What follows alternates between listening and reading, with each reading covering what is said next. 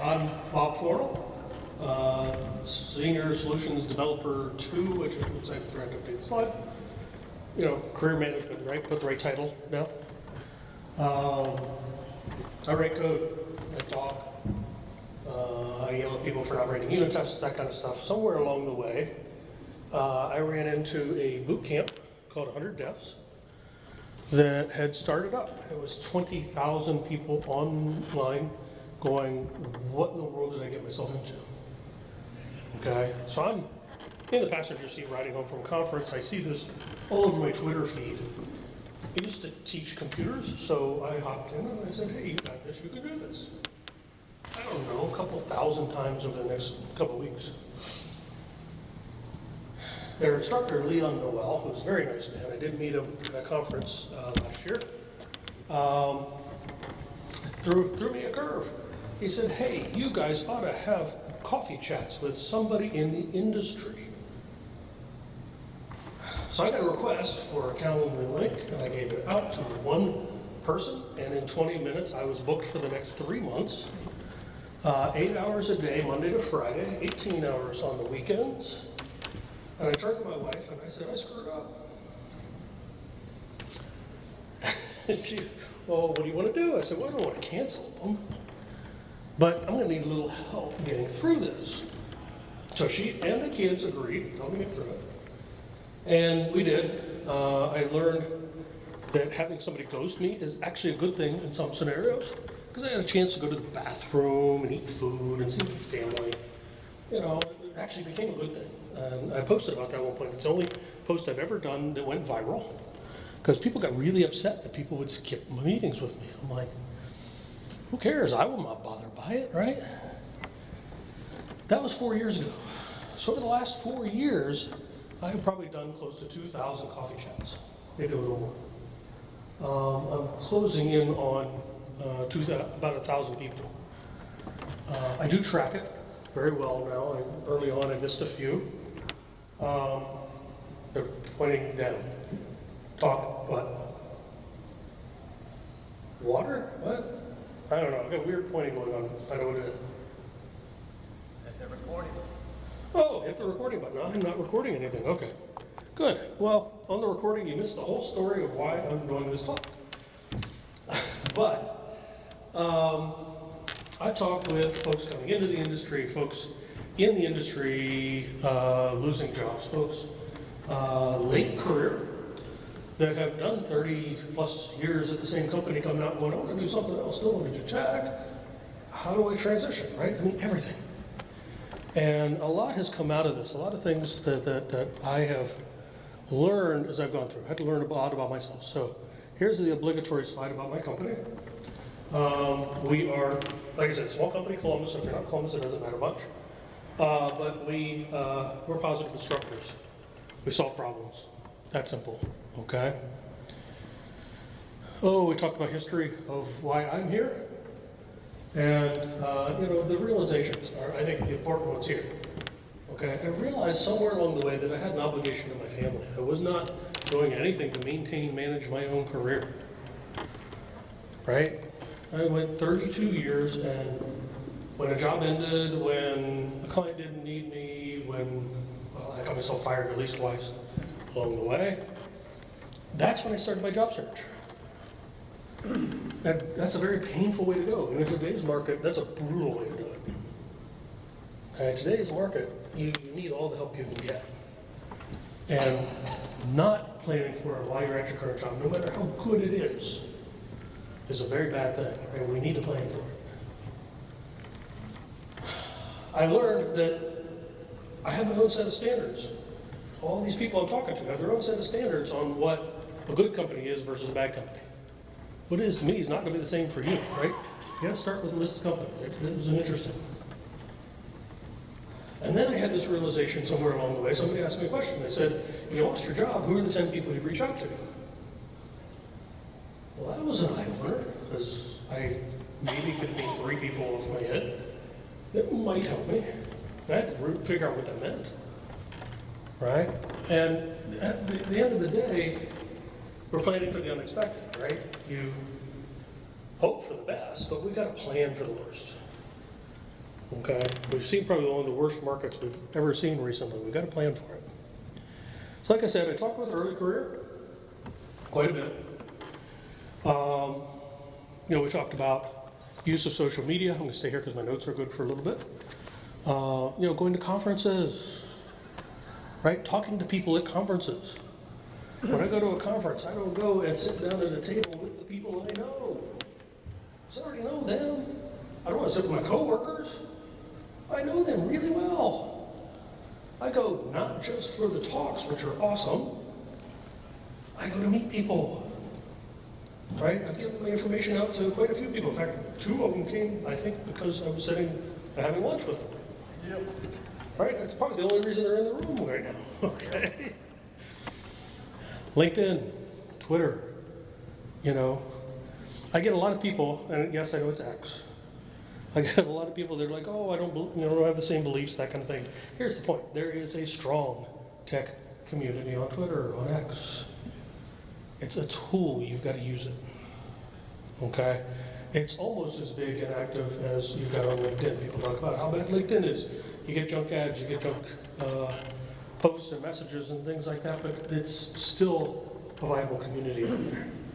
You build the community you want out there. The community I had as this journey started was about 2,500 people I was connected to. And let me tell you, scrolling down 19 years in LinkedIn to find the end of your list, that's a long way to scroll down. Crashed my browser a few times. And finding that I'm connected to like an accountant in Sweden that I've never talked to, that I know of, not a clue who this guy is, what good does that do me? When I can have connections that I made today that I'm immediately starting a chat with. Thank you for connecting to me. It's a simple statement, right? I hear at conferences all the time, start a conversation. Doesn't matter if it's a good start or a bad start. You got to start something, right? You're not getting on there to have connections. You're getting on there to build a strong network. One of the conversations I started getting into was finding the right job, finding the right company, right? What does this mean? I had to figure this stuff out, especially with the early career. Right job, how do we define that? Well, it became, in the internet terms, it's really easy. When I came out of college in 1990, it was kind of difficult to figure out. There was no internet to look it up. It was physical books. That's all you had. You go to the library, you read. Right job, right? I'm going to take typical tech stack, right? You have somebody that does database work that's really good at it. Somebody that does back end that's really good at it. Front end, really good at it, right? You probably have a QA somewhere in the mix, and you might have a DevOps. I tell entry-level folks, go take a look at those 5 categories. Look at the job that you want 8 to 10 years down the road. Guess what? This applies to mid and senior too. Where do you want to be? Okay? The way today's job market is, copy everything when you find the one. When you're reading that thing. Now, I also tell them, I've done database work, I'm good at database work, I know some tremendous people that taught me some good things about databases. It is also the most boring work I've ever done in my life. Okay? I'm honest, it is, I can do it. Not preferred, okay? I can look at thousands of job postings, I'm never gonna find one I like. Right? You don't have to find one for every single category, you gotta lean on your interests somewhat. Right? Especially early career, you gotta lean on those interests. Later on, you can fine tune that a little bit. Okay? You copy the whole thing, number one, because it can disappear. The way this job market is, I've had people send me a link, hey, I really like this one, and I follow the link and it's gone. There's not much information there. Right? It's a 404 page. I'm hoping that's not the job they want. But you copy the whole thing because the other really important piece in there are the job requirements, your checklist. Here's how you set your plan. What do you need to learn? What do you need to experience and do to figure out if this is what you want to do down the road, 8 to 10 years? Okay? Right company? Here's where it got a little weird, because Leon, one of the things that he proposed was something else that I read in a couple of books along the way, because I did do some research on trying to help people. And he had this exercise. And I heard it, and I'm like, he's out of his mind. What he suggested was that you track down 60 companies that you might be interested in working for. Now, I tried this because I'm not going to suggest something I haven't tried. Currently have something like 130 companies on my list that keep growing. And what I found when I paired that with suggesting that they look at the values of the companies that they're applying for, when I reached about 55, something weird happened. All of a sudden, I knew who my top companies and my bottom companies were. Normally, I hold my hands up, but you can't hear me, right? You can't hear me if I hold my hands up like that. This is powerful in a couple of ways. Tech stack. Do I study .NET or Java? Coming out of school, that's a big question, right? Well, what do your top companies tell you? Look at your top 5. If they're all .NET, don't waste any time on Java. Right, front end, Angular, React, Vue. Angular's making a pretty big comeback these days. Which one do I grab? What do your top companies tell you? Use the information. A lot of people wanted me to give them the answer. You're a front end. What should I be studying? I don't know. I have a guess as to what the industry's going to do, but that doesn't mean that the companies you want are going to be using that tech stack, right? This list grows. The other powerful thing that comes out of that list is you have a place to work, right? When I network, and I come to a conference like this, and I look at the list of sponsors, and I see a company there. I think I got Texas's card in my pocket. They'll love that I mentioned them, right? I go talk to them and make sure they know who I am. Build my network. I'm talking to somebody at lunch and, hey, I hear a company that I might want to work for. I need that person to know who I am, right? Okay? Strategic networking there from the list of right companies. Always interested in how many have trouble with connections. You leave a company, irregardless of reason. Number one, that's the worst network to help you find the next job, right? But at some point, those are valuable connections. Those people may not be working there next year, 5 years, 10 years. That's part of your network. You stay in contact. You do simple things like go on LinkedIn. Remember I mentioned LinkedIn? You go on LinkedIn and you say, hey, this person's got these skills. That's going to send them a little note and say, hey, Bob marked down a couple of your skills. You're going to take those folks that you really enjoyed working with and write a recommendation, because about half will write one for you.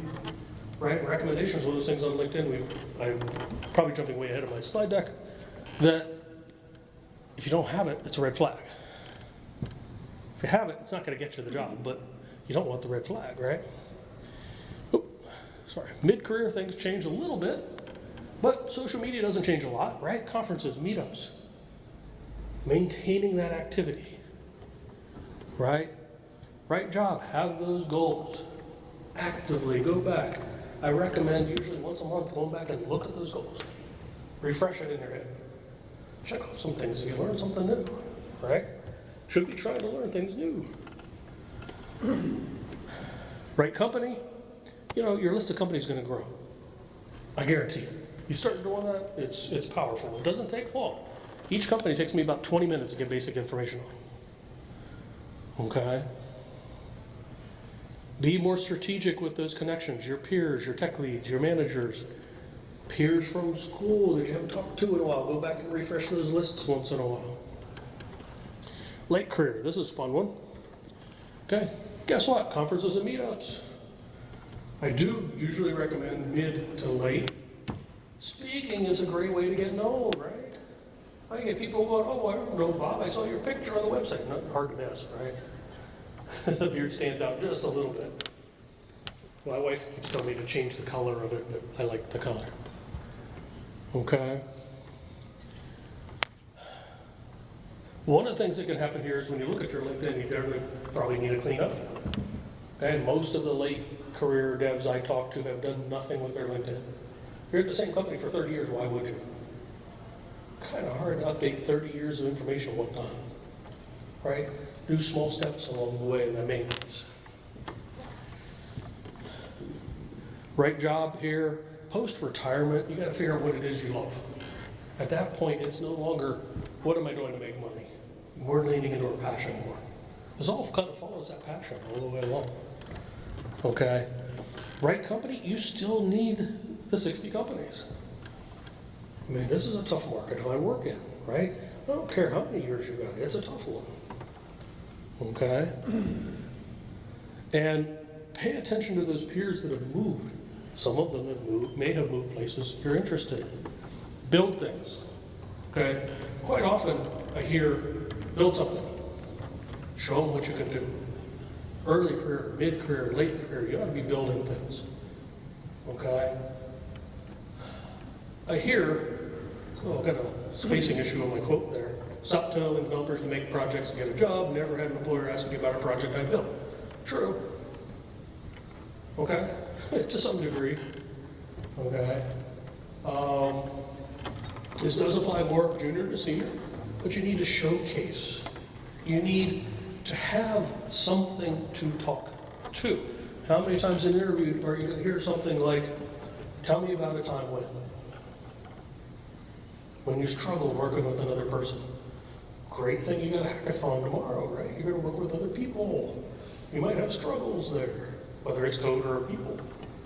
You have something to talk to, okay? Building things showcases an interest in learning and growing, okay? I have hundreds of repos. Most of these are really tiny, small, deep dives. I've also learned that this is my backup. I don't need to have it on my NAS. I hate it when my hard drive dies on my computer and all my work's gone. Now it's all on GitHub, right? Most of them are private. Many are public, but it showcases that work, that growth, okay? I have things to talk to if I need.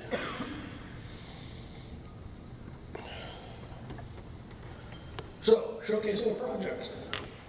Quite often, we'll have folks that build something that they're going to use as a showcase, however they're going to use it. For those of you that have been in the industry a while, how many of you can take a look at a repo and get a good idea of how the code works? 2. Wow, okay. First thing you're going to look at, README, right? I have something there besides this is built in Angular. Okay. Change it. In fact, I tell people when you're in there, put a checklist in of things you want to do and check them off as you do them. I had a young lady a while back that in the interview they said, hey, we don't see any unit tests in this project. Yeah, but if you go look at the README, it's on my checklist. That awareness that she needed it was enough to get her through the interview. Okay, you got to stack that deck. Use the project board so you can show that you know how Jira board works. GitHub has project boards that you can attach to it. They're awkward, but they work. It actually uses the issues, so you can show the list of issues, right? Use the pipeline. Add unit tests. Okay? These are important things to be adding into it. As a developer that's looked at enough repos, when I'm interviewing somebody, I can tell at a glance if you're branching when you merge your code in or not. It's not hard to create a second GitHub account so you can switch over to that one and PR your code and merge it through. I mean, make it look like you know what you're doing, right? Showcase good processes on that project, okay? If you got a really good project, start doing it now, okay? Add it in.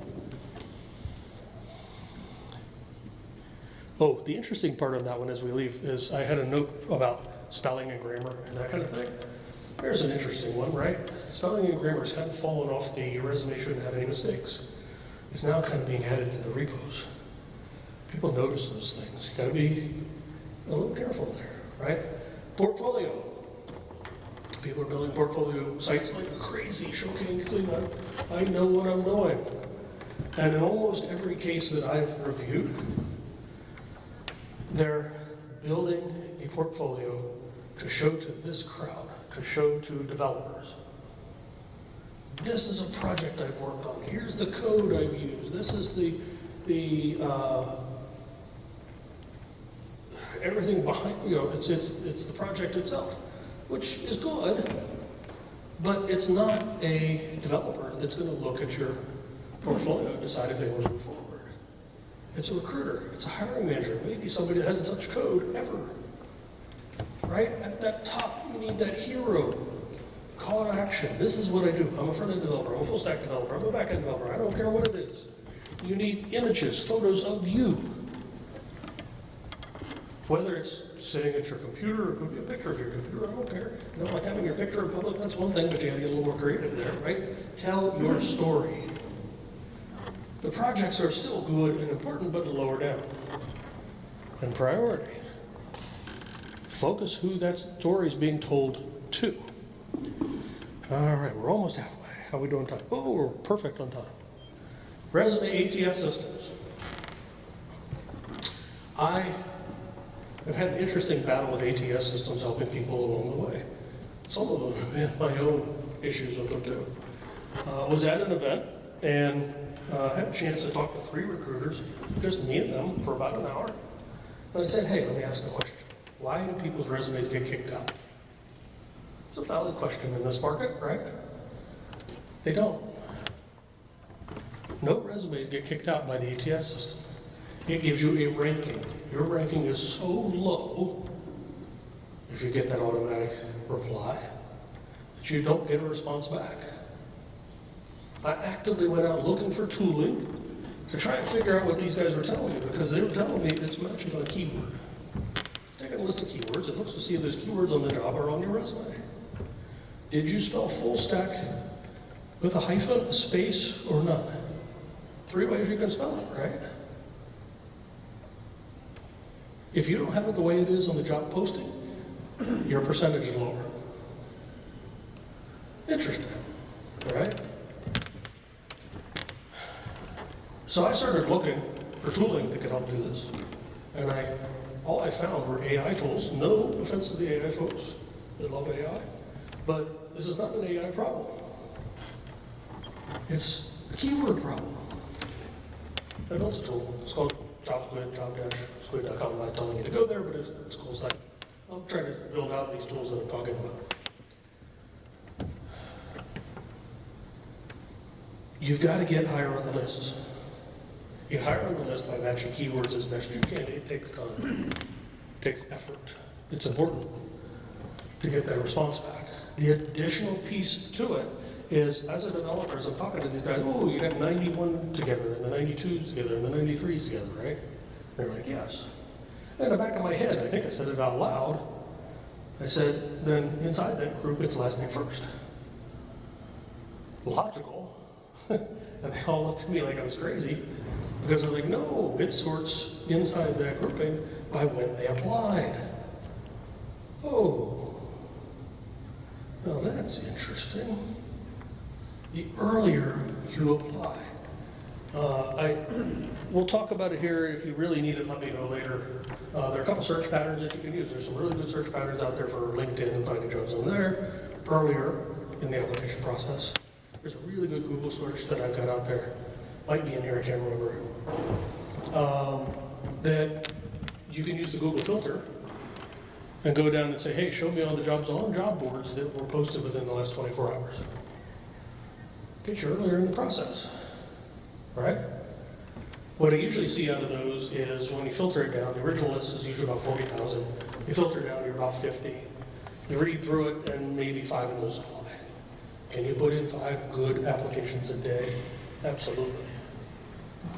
Right? Take the time to adjust that resume, get it in, get yourself positioned well to get somebody to respond. Okay? That's not the end of the process, because you do need that network. 80% of jobs today are gotten based on referral. Somebody that knows you, that's willing to advocate. Just got somebody hired on at Leading Edge a couple months ago. Okay? LinkedIn. Banner and image. How many have heard the phrase, picture's worth 1,000 words? Anybody in here still have a nice gray banner that they never changed on LinkedIn? At least one. 2. Oh, 2 honest people in the room. Hey, what are you saying there, right? It's a space to speak to you. At the same time, it's got to say what you want. Okay, I had a young man that's beautiful panoramic. He's a skydiver. This beautiful, like 360 of mountains across there. Doesn't say I'm a developer. I told him, don't get rid of the picture. Put your name, full stack developer, on the right side. You're good. Right? If you got a chance, go see Danny Thompson's page, because he always has these beautiful banners up there with like photos of him speaking at meetups computers at hackathons. Got a great chance tomorrow to take some pictures, right? To be able to use there.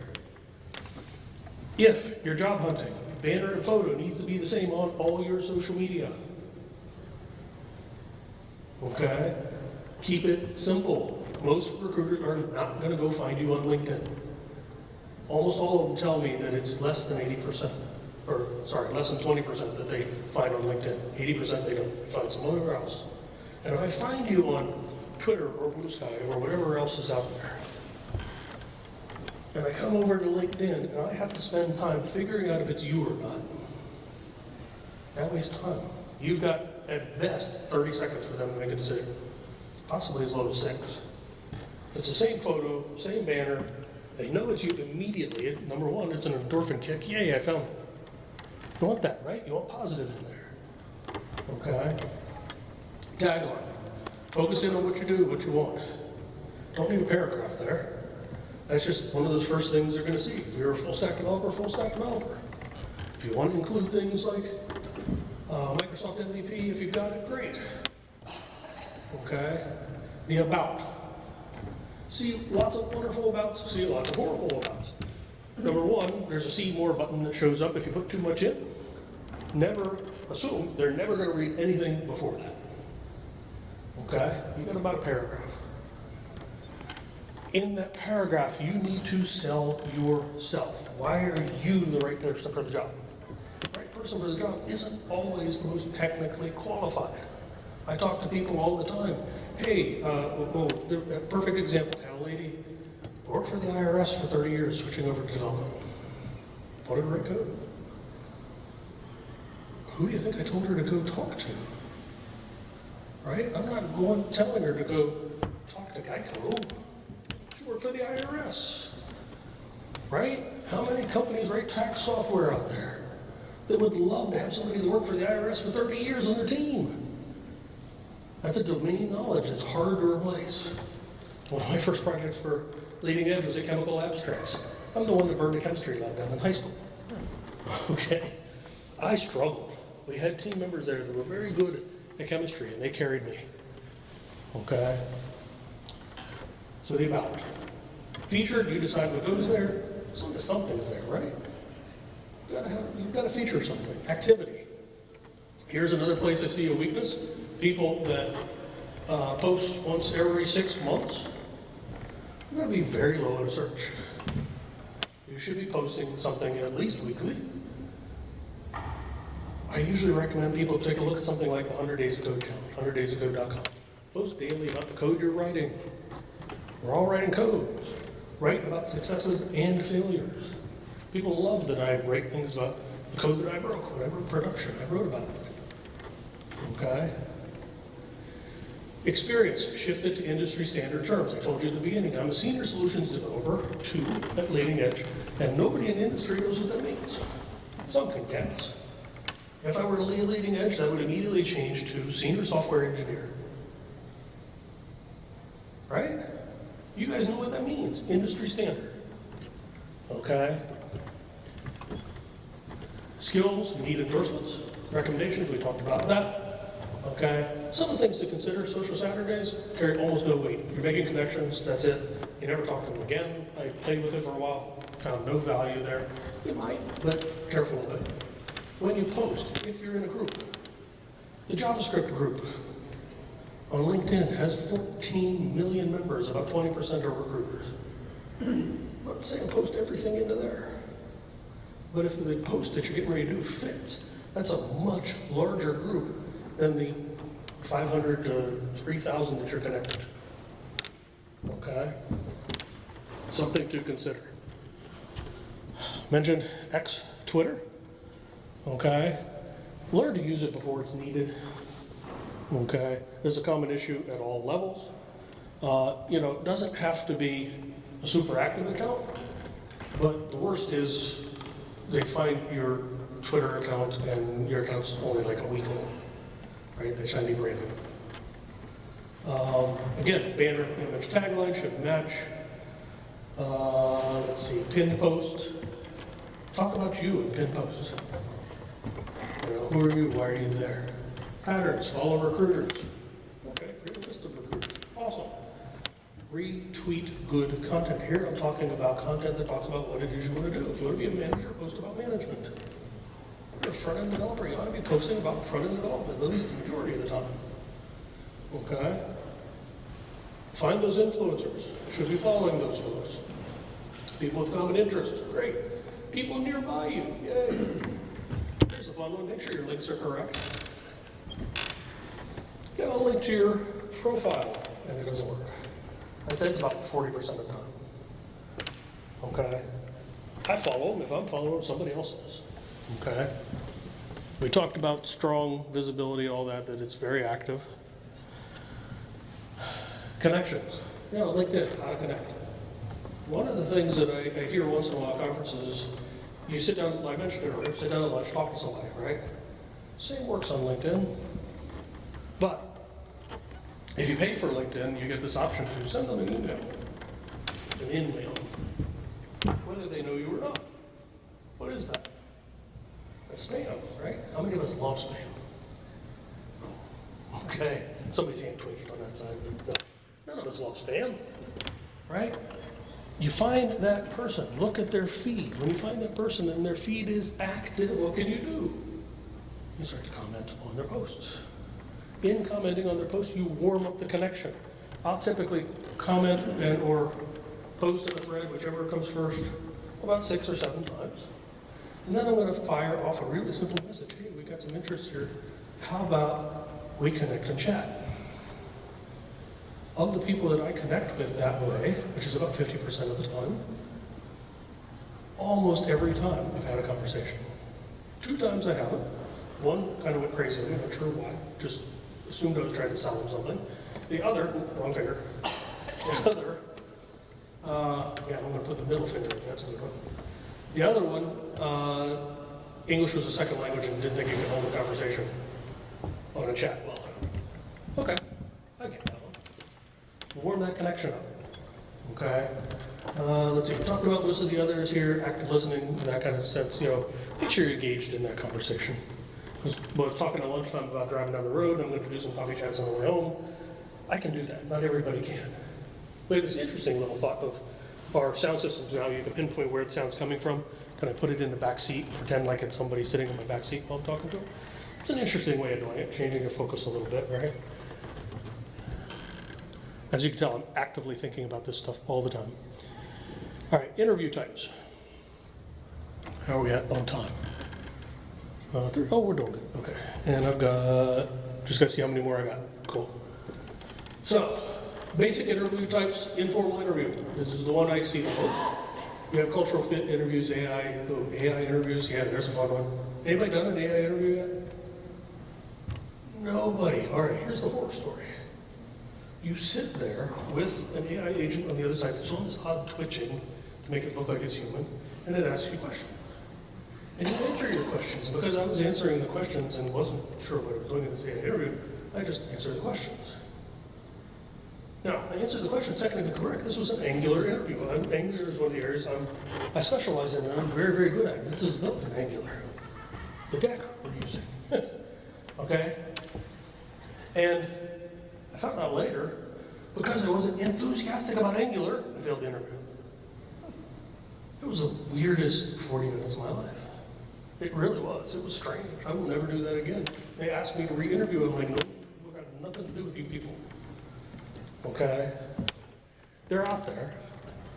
Be aware that you have to be enthusiastic. Drink like a dozen Mountain Dews before you start. Okay? Technical, all over the place. All kinds of technicals that you can come into. But here's my thing on interviews. You got to do your research. My research takes me about 8 hours to prep for an interview, minimum.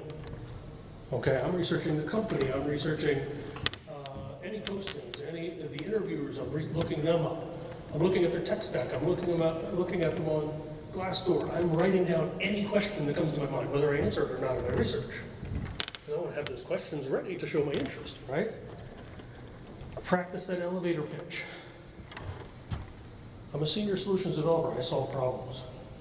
Doesn't matter what the tech stack is. I can prove 90% of the tech stacks you guys want. Now, you know that, I can lead right into those tech stacks. right? But I'm the kind of person you can throw me into any problem. You can see it in my history. 30-second elevator pitch that I can shift and modify as I need because I've done it 1,000 times. Okay, I gotta have it ready.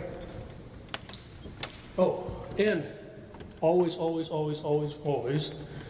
before your interview, double check all emails, read them top to bottom, read the job posting top to bottom. I had a young man the other day, hey, you prepped for Angular 12. Why? Well, that's what it says at the bottom of the list. Oh, he didn't read that far. Had another young lady that walked into her cultural fit interview to find out it was a technical. She didn't read the calendar invite, which actually said on it, technical. That's a painful day. That's a tough one to adjust to. You know, in a market this tough, that's really difficult.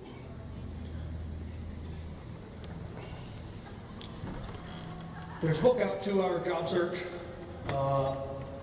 Talks about looking at companies, type focus on the domain of knowledge, find that area of interest, those things that you know how to do, that you bring to the table beyond just the job itself. It's a great book.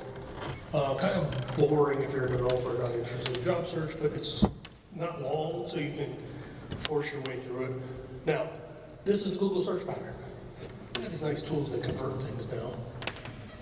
And what do you see here? This is Google search, and when I saw it, it was okay. But then when it tied in all that conversation about the ATS systems, this became powerful. That's 7 job boards on there. IMS, Greenhouse, Job Bite, so on and so forth. And then down here at the end, this is geared for a full stack developer. I took full stack developer, threw it into ChatGPT and said, give me all the job titles for somebody that's a full variance of a full stack developer. It threw them out, and I put them up there inside double quotes and ors in between. And I get a list of jobs from the job boards. Why are job boards important? Job boards are important because the companies post all the jobs they have available on the board. The jobs they think they're going to have trouble with, that's what you're seeing on LinkedIn. That's what you're seeing on Dice or Indeed or wherever else. Because they have to pay extra for that. And everybody's swamping those. They don't necessarily all see these. Okay? Probably a few more since I started giving this talk. Okay? That's an important search there. Cold calling. Now, I mentioned the cold calling thing earlier and how none of us like that. However, this is cultural to some degree too. I do have a couple folks I mentor in other countries, India in particular, some regions in India, have the mentality that they really want you to come to the point. Why are you trying to connect with me? And this young man that was booking, to be honest, I've told this at other conferences, he knows I do. He is the worst interviewer I've ever met. It took us a year and a half to get him a job. That bad. And we were practicing almost daily. Okay? In fact, I'm chatting with him tonight. But he was booking 12 interviews a week. He took this brutal cold call method to a limit I hadn't seen. And it worked for him. Every time he applied for a job, he's sending an email to the CEO, to the CTO, to the recruiter, to the hiring managers, people on the sales or people on the dev teams. Hey, I'd love to chat and find out about your company. Now, I don't know if it always worked, but in this market, to book 12 interviews a week, something worked. It was a bit brutal. And if he were a better interviewer, he'd have had a job a lot earlier, I suspect. He talked himself out of that job quickly. Okay, cold calling can work. There was a young lady I heard about out of California, came into college, chemistry major, and started emailing professors all over the country and TAs and that kind of thing. Wanting to get to know them, the work they were doing, this and that, from freshman year. All the way through her 4 years, she's chatting with these folks. She didn't have much trouble finding work. By the time she got done, she was prepped, she was ahead of the game. It was all based on cold call, but it was a very focused domain within that, right?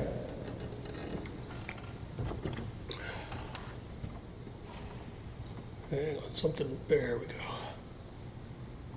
Oh, we're really good, yes. Okay. Love this slide. Would you mind Okay, networking, right? Gotta network, gotta talk to people, gotta talk to each other. Don't be networking just at work, right? I mean, that doesn't help you much if you lose the job because your entire network's where you work, right? They're all feeling bad for you, will try and help to some degree, but they're not gonna hire you again there, right? Let's dig into this a little bit. Thoughtful conversations, right? Getting past the pleasantries. You do need to get to your ask sometimes. I tell people, you do these coffee chats, at some point in there, when it feels right, why are you there? Look, I like your company. I like what I'm seeing. I'm glad you're taking the time to show me, talk to me about what your company does, what you do with your teams. If a position opens up, would you consider getting a hold of me? If I come across a position, any chance I can use you as a referral? They might want more conversations. I've had people ask that question of me, and I'm like, I've chatted with you once for 20 minutes. Let's talk again. And make sure it's a good fit before I go making that referral. But the option was there when they asked, okay? You need mutual benefit. That's a hard one to find sometimes. What are they getting from you? Sometimes it's like me. I talk to dozens a week. It's become a habit. I enjoy it. I enjoy hearing the stories, learning about the journeys. It's not just single chat in most cases. I enjoy that. Okay?